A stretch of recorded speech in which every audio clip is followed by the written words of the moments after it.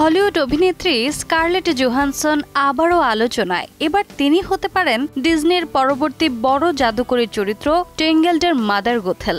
রূপাঞ্জলকে বন্দী করে রাখা সেই রহস্যময় নারী যিনি চুলের অমর শক্তি নিজের জন্য ধরে রাখতে চান।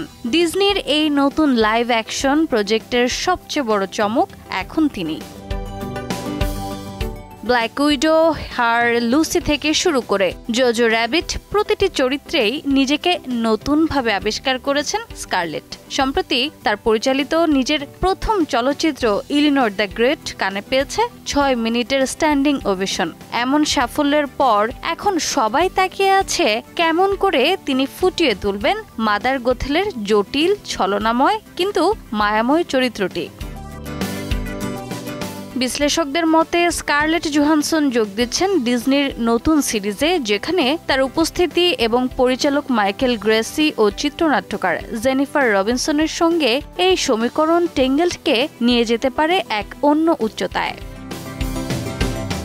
অ্যানিমেশনের গোথেল ছিলেন ভয়ঙ্কর, কিন্তু স্কারলেটের গোথেল হতে পারেন আরও বাস্তব, আরও মানবিক, যা দর্শককে নিয়ে যাবে এক রহস্যময় গন্তব্যে, এমনটাই ধারণা ডিজনির।